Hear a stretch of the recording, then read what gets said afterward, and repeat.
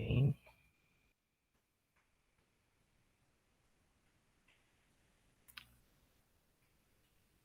Tudo bem, pessoal. Então, este é Nikolai Hartmann e é um filósofo muito rico que acabou passando batido da segunda metade do século XX em diante. Na primeira metade do século XX, ele era muito estudado, muito traduzido, muito citado por filósofos importantes da época dele, como o próprio Cassirer, Habermas e outros. Filósofo germano-báltico, nascido em Riga, que hoje é a capital da Letônia.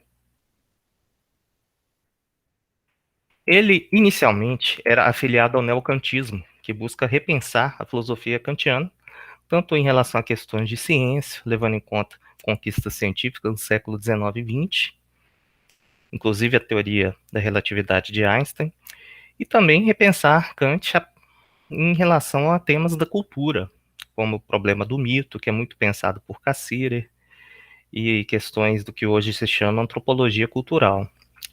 O auge do neocantismo foi no fim do século XIX até o período do entreguerras. E havia muitos grupos neocantianos.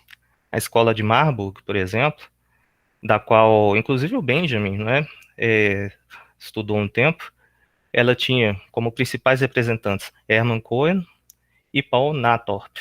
O Cohen era foi um filósofo judeu, ele escreve inclusive muitas coisas interessantes sobre o judaísmo, sobre a filosofia da religião, e tem uma estética muito importante que influenciou bastante o Nikolai Hartmann. Opa, desculpa. Na escola de Marburg, o interesse maior geralmente era em ciência natural e em matemática. A escola de Baden tinha como principais representantes o Wilhelm Windelband e Paul Ricoeur. Não confundir aí com Paul Ricoeur, né? Eles eram mais voltados para a elaboração de teoria dos valores, né, para a axiologia e para ciências culturais e históricas. Tanto Cassirer quanto Nikolai Hartmann pegaram tanto a influência da escola de Baden quanto da escola de Marburg. Eles se dedicaram tanto à ciência quanto à cultura. Cassirer, não, isso aí eu já falei, foi mal. Aí uma imagem do Ernst Cassirer, né, muito famoso aí, talvez o neocantiano mais famoso. Hartmann, ele inicia sua trajetória filosófica como neocantiano, mas a partir de críticas que ele desenvolve, né, em sua longa história do idealismo alemão e também de seu conhecimento profundo do neoplatonismo, ele desenvolve sua própria filosofia. A partir desse estudo profundo da história da tradição idealista, ele cria aí sua própria filosofia, que ele vai chamar nova ontologia. E a nova ontologia, ela leva em conta essa ideia de que a filosofia é o campo das questões perenes, sem resposta definitiva, como a questão da vida após a morte, que era tão importante da religião egípcia. Essa afirmação dele está na Introdução à Filosofia, de 1949, um texto já bem perto do falecimento dele. Gosto muito dessa frase dele. Entre 1925 e 1950, ele foi considerado um dos filósofos alemães mais expressivos. O próprio Lukács, né, que o Márcio mencionou algumas vezes, tem uma influência grande ali, né, de Hartmann, cita ele bastante. E ele foi citado por outras figuras também, como Gillen, que é muito importante no campo da antropologia filosófica. Também o próprio Habermas e Cassirer o citam muito. E também no campo da psicologia, vou escrever aqui, o Viktor Frankl, que é um dos nomes principais ali da psicologia humanista. Ele tem uma influência grande de Nikolai Hartmann. Tem tido uma gradual retomada de estudos no mundo e no Brasil. Aí vocês encontram na internet uma Sociedade Internacional de Nikolai Hartmann, tem tido alguns eventos, bem tímido assim, mas tem havido alguns eventos. Algumas coisas no Brasil você encontra. A nova ontologia, inclusive na bibliografia da disciplina tem alguns artigos, e eu subi lá no Drive, né, o Edson tinha pedido, Aí eu subi lá umas sugestões de literatura secundária sobre Nikolai Hartmann e primária também. Aí vocês podem conferir no Drive, na pasta de literatura secundária. O caminho da nova ontologia não é nem de dedução, nem de indução. O famoso caso dos cisnes brancos, né? A gente fala que todos os cisnes são brancos, a gente pode muito bem encontrar contra-exemplos com os cisnes negros da Austrália. Então a indução ela sempre pode encontrar, né? Sempre há o risco de se encontrar um contra-exemplo. Mas a dedução para Hartmann, que é muitas vezes a via idealista, ela também pode ser insatisfatória. Ela pode adotar uns pontos de partida apelões, por assim dizer. Ela pode muitas vezes partir de uns pontos de partida que não são justificados e nem justificáveis. Então, diante desses obstáculos céticos, o Hartmann propõe um novo caminho. Daí enfatizar isso, novo caminho, nova ontologia, são expressões que aparecem muito na filosofia dele. A nova ontologia segue um método que pressupõe a experiência, a vida prática, as ciências e a tradição filosófica. Então, é uma tarefa muito difícil e muito humilde da filosofia, de reconhecer que ela tem que constantemente se adequar às mudanças dos tempos. Então, a física, por exemplo, né, uma teoria do conhecimento deve levar em conta os avanços da física, da biologia, da matemática. Deve levar em conta também os erros já cometidos pela tradição filosófica para não repeti-los. Deve levar em conta também a própria experiência. A filosofia deve ser uma coisa viva, baseada inclusive na experiência pessoal e coletiva. Ela não pode ser simplesmente algo abstrato, distante da realidade. Inclusive esses caras, né, que a gente estudou, um cara como Novalis, por exemplo, ele trabalhava na mina de sal, trabalhava nas minas de bronze, perdeu a noiva cedo. Essas coisas da experiência pessoal dele transparecem em sua filosofia. Não é simplesmente um cara doidão que está inventando coisas a partir do nada. Ele coloca sua experiência também em sua filosofia, em seu filosofar. O mesmo pode ser dito de Schelling e vários outros. O próprio Kant também, né, sua formação religiosa pietista, tudo isso pesa na trajetória desses pensadores. É uma filosofia que não busca a transcendência, a filosofia do Nikolai Hartmann. É uma filosofia que também não vai recorrer ao panteísmo. Então, é uma filosofia bem compatível com um mundo secularizado, com ateísmo e etc. Mas não exclui um horizonte de sentido das questões axiológicas. Um exemplo é o seguinte, ao Hobbit de novo aí, né? A metafísica da liberdade de Fichte e de Hegel não é aceitável pela nova ontologia. Toda aquela coisa, né, de uma filosofia da história baseada no progresso, que a liberdade vai se realizar na Terra, etc. Isso não é aceitável pela nova ontologia. Mas ainda assim, a ideia de liberdade pode ser defendida.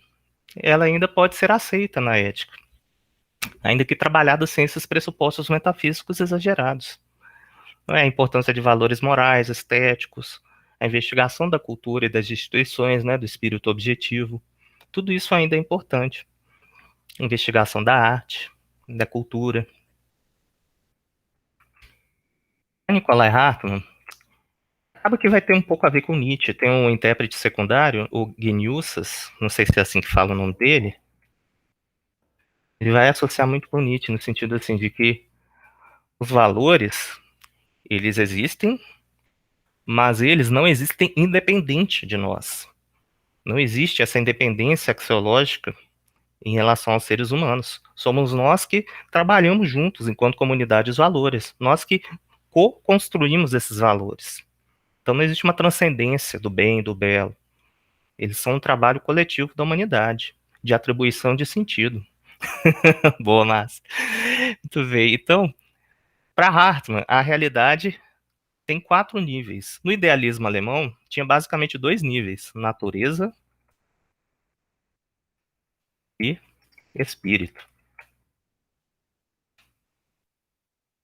Você vê um pensador como Schelling, ele nem diferencia orgânico e inorgânico muitas vezes. Para ele, o espírito está em tudo. Está no inorgânico, está no mineral, está na natureza.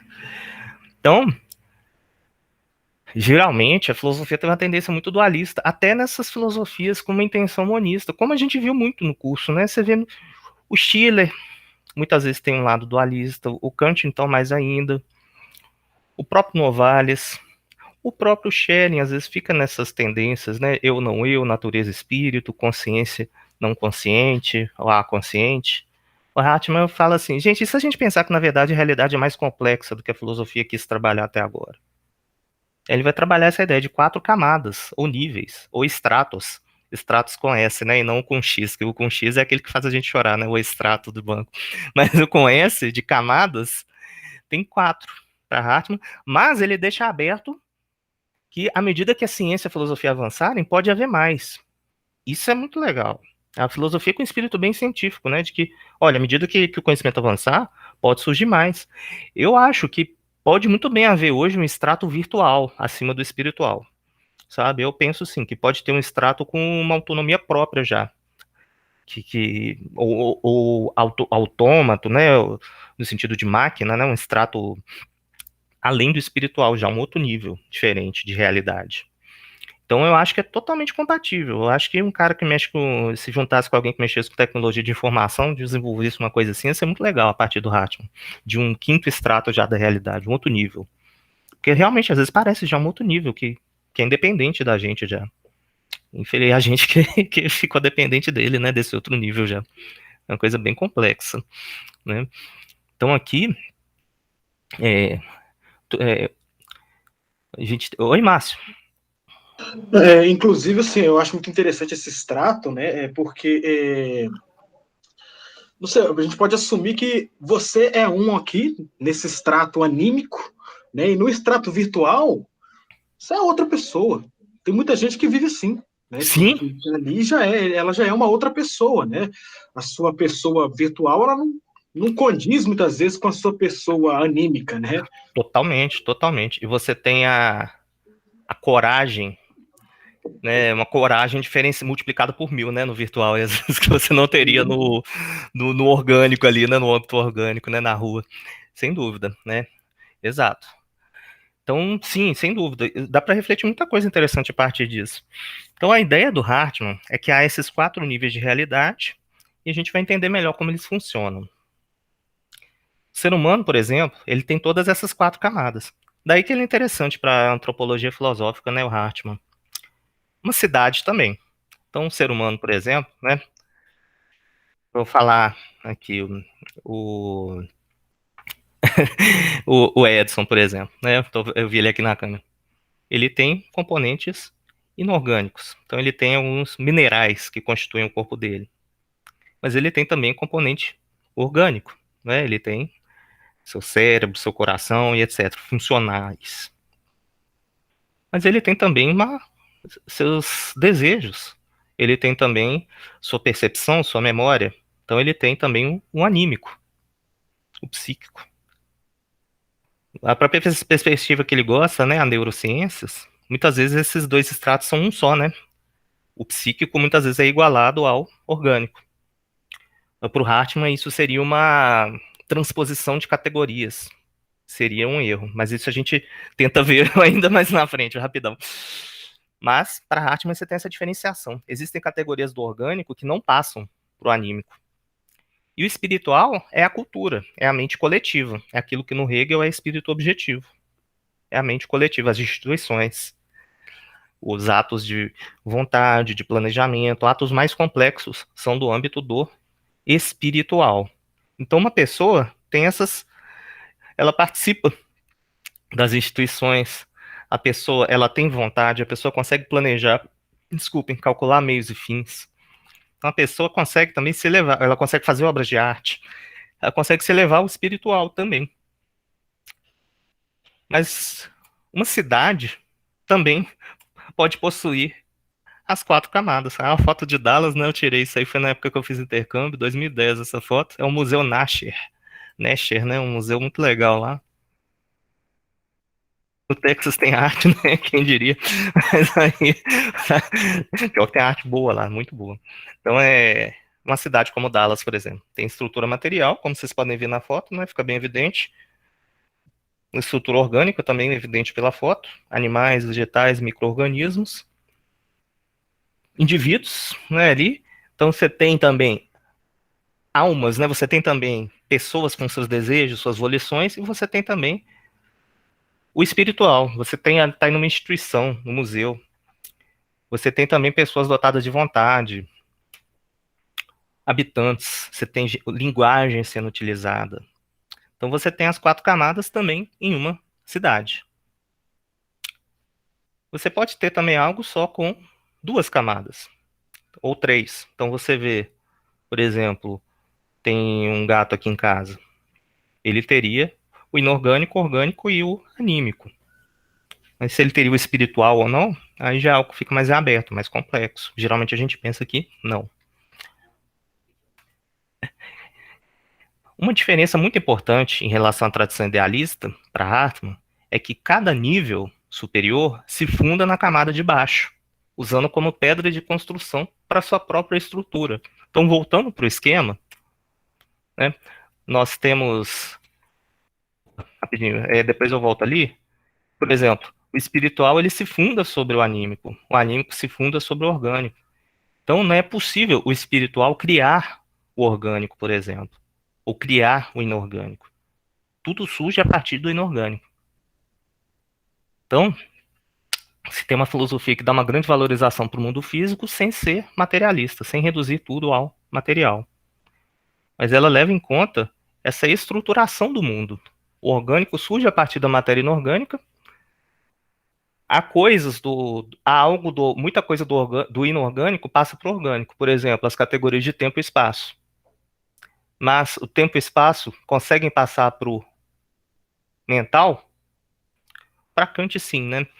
Mas, por exemplo, na visão aqui que o Hartmann defende, né, só a ideia de tempo consegue passar para a consciência humana, espaço não. Então, é, você vai tendo algumas categorias que não conseguem subir nesses níveis da realidade. É muito interessante essa ideia.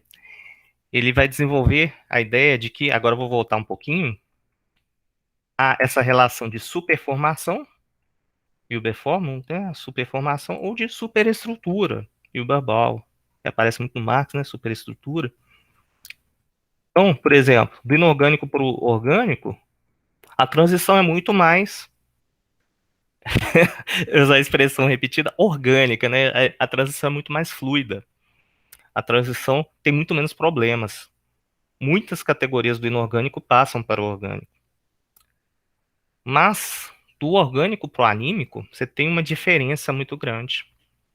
Você tem uma diferença. O anímico é um nível estrutural muito complexo. Tanto que na evolução, né, você vai ter uma demora para se chegar a seres com consciência de si. Com consciência. Não só com consciência de si, né, mas com consciência pura e simplesmente. Então, até do protozoário até o vegetal, até os animais, você tem uma demora grande para chegar nos animais. Que são aqueles que têm a ânima, né? Que tem alma. Até o nome já tem isso, né? O animal. Então, não sendo aristotélico aqui, né? Pensando no anímico a partir dos não vegetais, como o próprio. Pensando diferente aqui do Aristóteles, você vai ter toda uma demora na história do mundo para se chegar nesse nível do anímico. E dentro do anímico, você tem ainda uma demora enorme para chegar em uma espécie que é o ser humano, o qual é capaz de cultura, de espírito. Então você tem aí todo esse curso da história do mundo representado nessa estruturação da realidade, que é um termo muito importante para o Nicolai Hartmann. A estrutura da realidade. É um termo muito importante para ele. Ele vai desenvolver isso em vários livros. Vai falar lá sobre a estrutura da realidade, ou fábrica do mundo, tecido, né? Fábrica no, tecido, no sentido de tecido do mundo.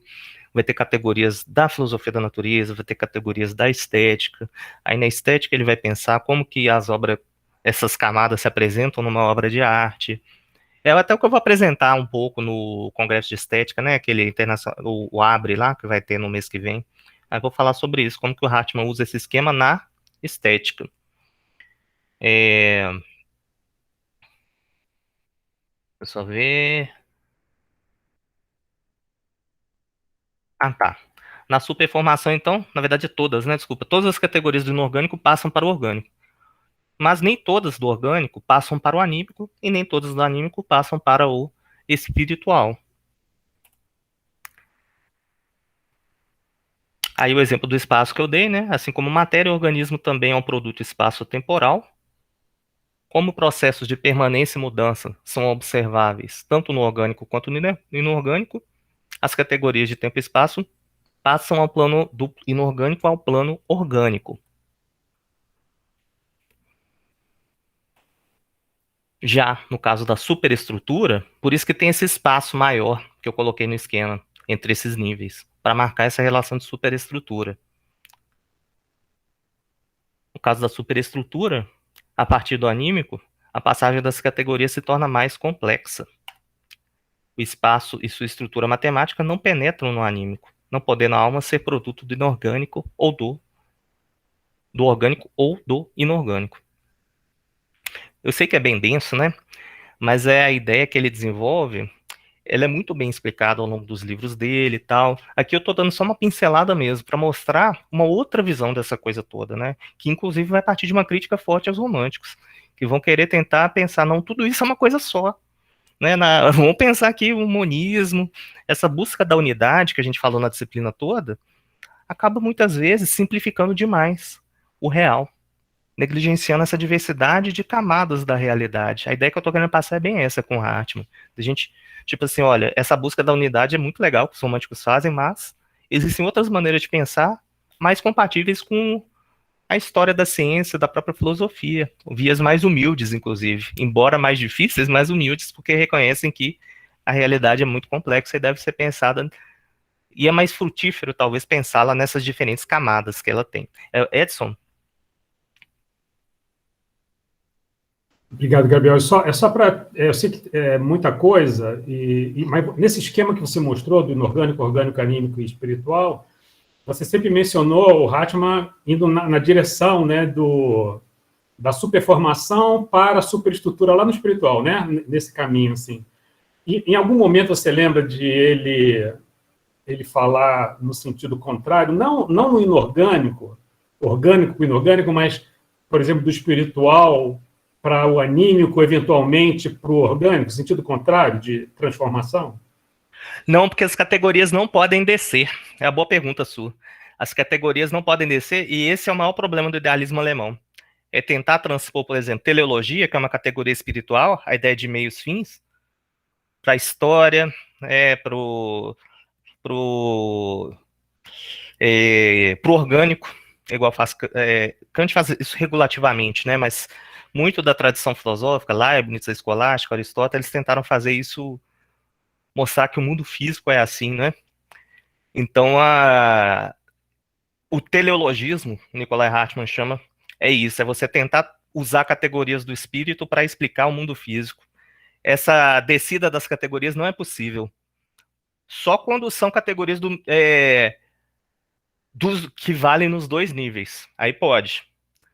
Mas categorias exclusivas do espiritual não podem descer ao anímico, ao orgânico, ao inorgânico. Ele acha que a maioria dos erros da história da filosofia é por causa disso. Aí, por exemplo, você tentar explicar a neurociência a partir. Desculpa, você tentar explicar o pensamento a partir. Não, desculpa, nesse caso até tem uma base sim. É diferente. No caso é diferente que eu ia falar, desculpa. A neurociência, o que ela faz, né, é enfatizar o substrato orgânico do pensamento, né, em grosso modo. O que ela faz é isso, o substrato orgânico do pensamento. O problema é que ela tende muitas vezes a igualar esses dois níveis. E às vezes, com isso, às vezes se esquece que há categorias próprias do anímico, categorias específicas. Se é assim mesmo, eu posso estar sendo injusto, porque eu conheço pouco neurociências. Mas, assim, grosso modo, uma crítica ao reducionismo, ao chamado reducionismo na neurociência, seria nessa direção, baseado no Hartmann. Mas eu posso estar sendo injusto aqui. Mas a ideia, né, respondendo a sua pergunta, esse caminho da descida é o que o Plotino faz, por exemplo, Hegel às vezes faz, e o Hartmann critica duramente essa via. Vou ter que deixar para o final, tá, Márcio, por causa do tempo, mas aí a gente manda a brasa no final. Tudo bem. Aqui a gente já comentou. Uma ideia muito forte que o Hartmann quer trabalhar, ele enfatiza isso nos escritos dele, é que a filosofia pode desenvolver uma imagem do mundo, que nos possibilita nos orientar nele, e esse é o trabalho mais difícil. Essa é a via da nova ontologia. Ou ela pode nos distanciar do mundo por uma imagem de mundo que se deseja. Né? Como já dizia o Polnareff lá do Jojo's Bizarre Adventure, né? Se pensar que são divertidos, os sonhos são divertidos. Então, né, dúvidas, conferir a parte 3 de Jojo, né? Então, muitas vezes, boa, muitas vezes a história da filosofia, de acordo com Hartmann, ela quis mais cavar a imagem de mundo que se deseja. Boa, boa. Muitas vezes ela quis mais cavar uma imagem de mundo que se deseja do que ter esse trabalho duro de se buscar. Mesmo Kant, que faz todo esse esforço da crítica da razão, etc., no fundo, né, ele está tentando conciliar a visão pietista de mundo com a crítica da razão. Desculpa, gente. Então ele muitas vezes está querendo conciliar a filosofia dele com uma visão cristã de mundo. Isso fica muito forte na teleologia, como Demétrios falou na apresentação dele, né, há uns meses atrás. Ele está querendo provar que, não, pelo menos eu posso acreditar em Deus, etc. Mas no fundo o que ele está querendo falar é que Deus existe, Deus está lá, e é isso aí, o justo vai ser recompensado pelos seus sofrimentos e tudo mais. No fundo é essa imagem de mundo que Kant quer nos passar. Ainda que no famoso como se, né, ou como se. Mas o Kant, né, apesar disso tudo, dessas questões, ele é uma influência central no Hartmann, né? Falando, criticando Kant aqui, mas ele é muito importante aí para o Hartmann. Aí uma citação dele é uma imagem de desejo da consciência de mundo humano, desde o início do pensamento metafísico, ver o mundo também como orientado aos investimentos vitais e aos interesses do ser humano. Isso vale tanto para os antigos mitos de criação, quanto para a metafísica idealista da razão. Aí o famoso William Blake, né? É a obra do pensamento teleológico, né? Uma obra póstuma do Nikolai Hartmann. Então essa é muito interessante, essa ideia, essa comparação de pensamento metafísico com mito. Não é algo inédito, né? No Hartmann, Freud faz isso e vários outros antes dele. Nós temos aí isso no Hartmann, só que no Hartmann justificado com um esquema categorial bem robusto ali, bem interessante. Essa ideia de que, no fundo, a gente faz mito, faz filosofia porque a gente quer sentido. O Hartmann não acha que isso... Ele acha que isso é parte da natureza humana, mas que seria saudável para a filosofia tentar abandonar isso. Tentar buscar, na verdade, fazer uma filosofia mais realista, né? E prova de que ele está certo nesse ponto, eu acho, é que a filosofia que fez muito mais sucesso foi um cara lá, chegou nazista falando, não, a clareira do ser, não sei o que tal. O nazista lá do século XX começou a falar essas coisas, deu um efeito de sentido, fez muito mais sucesso que o Nicolai Hartmann, né? Então, assim, as coisas acontecem, né? Fez uma filosofia de sertanejo ali, com imagens muito poéticas que dão um efeito de sentido.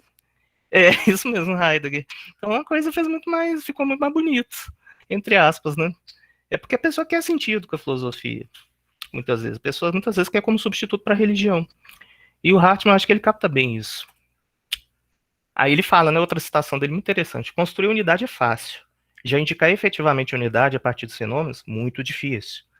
Frequentemente, pensou-se o mundo de maneira muito simples. O mundo, de fato, é uma unidade, mas não por meio de um princípio, não por meio de uma força determinante, que impele tudo a partir de um ponto, de cima ou de baixo. De cima, como a tradição materialista, idealista, ou de baixo, como uma tradição materialista ou panteísta. Então, a direção das categorias de Hartmann é sempre de baixo para cima, então vai partir sempre do inorgânico, caminhando para o espiritual, compatível, inclusive, aí, com uma teoria de seleção natural, porque não é pensado teleologicamente. Esse aqui, apesar de ter esse direcionamento, ele é pela lógica das categorias e não por uma ideia de finalidade, de propósito. Então não é teleológico aqui. A tradição idealista vai no sentido contrário, né? Em Plotino, Hegel, por exemplo. O espiritual tem uma predominância sobre o orgânico e inorgânico. Em Plotino, por exemplo, você tem ali você tem um que está acima até do espiritual, né? Você tem o espiritual que seria o intelecto, você tem a alma, que seria o anímico, ali o psíquico. Depois você teria hipóstases secundárias, como inorgânico, o orgânico e inorgânico. O inorgânico em Plotino considerado até como origem do mal, né? A matéria. Então você tem aí um exemplo, e ele é muito conhecedor, viu, do neoplatonismo, do idealismo alemão. Ai, que bom, deu tempo, fico feliz. Deu certinho, deu cravado, né, no 11 minutos, que maravilha, muito bem. O slide eu vou colocar lá, pessoal, tal, e se vocês tiverem mais dúvidas, vocês me perguntam depois, fiquem à vontade, tá? Mandar um e-mail. Eu sei que é muito denso e difícil, mas eu vou pôr o vídeo no YouTube também. Mas é muito legal, sabe? Eu queria compartilhar com vocês que é um cara muito pouco estudado e eu acho que muito importante, eu acho que ele traz umas críticas muito fortes a como a gente pensa e pensou a história da filosofia. E eu acho que a gente extrai muito refletindo sobre o Nicolai Hartmann, aprendendo com ele, né? Dele também, né? Tentando repensar a história da filosofia. Eu sempre me identificava mais com uma postura mais cética, assim, né? De tipo, ah, não, as escolas da filosofia têm coisas diferentes ali, e eu não sei se nenhuma delas tá certa e tal. Não, mentira, antes era bem kantiano mesmo, de carteirinha, assim. Depois eu comecei a me identificar com uma coisa mais cética, assim, tipo, eu nunca me vi como um Schellingiano. Eu sempre gostei muito do Schelling, mas eu nunca me vi como um, nossa, sou Schelling, tá certo sobre o mundo e tal. Novalis menos ainda, que Novalis é loucão, né? Mas o Hartmann é a primeira vez que eu vejo assim, tipo, pô, velho, eu acho que esse cara acertou. A primeira vez que eu vejo isso. Eu fico com medo disso um pouco, né? De ficar muito dogmático, mas é um cara que eu acho que realmente a filosofia dele. Acho que ele chegou muito perto, velho, de uma filosofia que é compatível, porque ela é muito aberta, sabe? Ela é muito científica nesse sentido, ela é muito aberta para o questionamento e para a expansão. É fascinante. Gostei bastante. E desculpa a rima, eu gostei muito mesmo. E em português, nossa, agora. Acho que só do livro sobre a história, né, da filosofia alemã. Isso, acho que só esse, Lucas. E é em português de Portugal, Casa da Moeda, se não me engano. Se encontra na Biblioteca dos Jesuítas, lá na FAGE. Não sei se tem no IFAC. Você encontra em sites escusos também. Você pode encontrar por aí. Novos Caminhos para a Ontologia tem em inglês. Tem inglês, isso. Em inglês, espanhol, você acha algumas coisas. Em espanhol tem muita coisa dele, em inglês tem algumas, italiano tem até muito também. Francês eu não sei. Na francês eu não leio também, então nem adianta nada. Mas em inglês tem, e alemão você acha até muita também, especialmente no archive.org. Coisa ali. Algumas coisas em inglês também nesse archive.org, inclusive. Algumas coisas em inglês você encontra. Tudo bem. E para quem quiser, né, o Lucas que estuda bem, para quem que, né, não sei se você estuda alemão, mas é bom. Assim, o Hartmann ele é legal de você ler, né, no início. Porque assim, Kant, você está aprendendo com. Nossa, você é ruim. É muito grandes, né? Os períodos do Kant, é muito cansativo. O Hartmann é mais Schopenhauer, assim, digamos.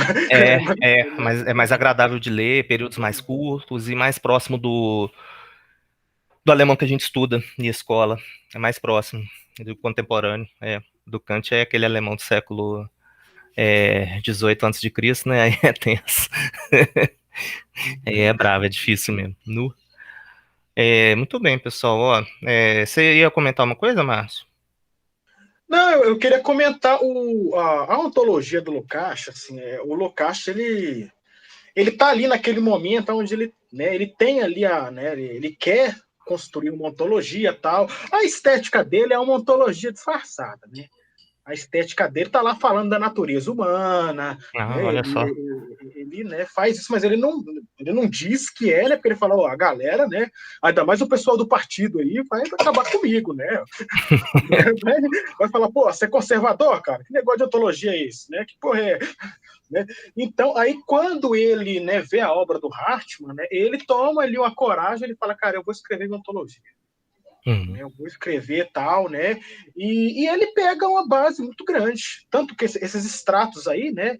Ele começa a ontologia dele falando: olha, né, a realidade está dividida em inorgânico, orgânico, né?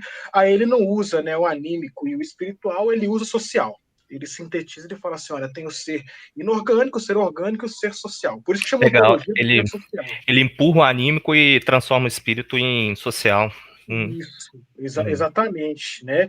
Não, e ele toma, tinha até uma coisa que eu queria perguntar, uma coisa que ele toma muito do Hartmann, é a tal da intention recta e intention oblíqua, que ele vai falar que, né, a filosofia metafísica, ela turva determinadas coisas, né, porque ela não entende, ela compreende mal as intenções, né, digamos que metafísicas do cotidiano, né? As pessoas têm essas intenções. Você tem uma necessidade de religião, tal, né? E aí ele, né? Pelo menos o Lukács falando, ele vai dizer que o Hartmann, ele dá uma olhada nisso, né? Em como essas questões são elaboradas no cotidiano, né? Entende a necessidade delas, né? Mas não coroa essa necessidade. É isso que você falou da religião. Né? A gente tem essas necessidades no cotidiano, isso que você falou. Se você desenvolve uma filosofia que explica aí a morte para os seres humanos, né? Que legal, cara, né? Todo mundo quer. Todo mundo tem medo da morte, cara. Todo mundo tem medo, né? Você vai lá e fala, pô, isso aí é maneiro, né? O cara que tá lá labutando o dia todo, ele não tem, né? Tempo para ficar elaborando isso, ele se abraça, né? E é uma coisa que eu sempre tive dificuldade, né? De entender essa intention oblíqua e essa intention recta, né? Que ele colocou. Pois isso aí eu vou ficar te devendo, cara, porque a parte da teoria do conhecimento do Hartmann, eu acabei não trabalhando, não, porque é enorme, não? É enorme, tipo assim, tudo dele é muito grande, ele escreve muito. Nossa, é impressionante. Aí isso eu ainda vou ficar devendo. Mas eu lembro que uma coisa marcante, um ponto de partida dele é que ele critica duramente a oposição sujeito-objeto, a tentativa de superação da oposição sujeito-objeto que tem no idealismo alemão. Eu acho que isso é um grande erro, ele defende muito isso. Mas aí essa questão específica fica para um próximo capítulo. E a gente retoma essa ideia aí de trabalhar algo sobre o Lukács e Hartmann na frente. Eu acho que é super viável a gente fazer algo nesse sentido. Aí uma coisa que o Lukács vai, eu não sei, às vezes a contragosto, ele pega ali aí ele faz uma crítica ao Hartmann. Né? E ele vai dizer que o Hartmann, né, mesmo partindo, ele gosta, ele fala legal, o cara parte do cotidiano, né, parte da realidade como tal, né, isso é bacana muito, né? Só que ele vai dizer que o Hartmann não enxerga, aí, né, não sei se o Lukács ele não enxerga o trabalho.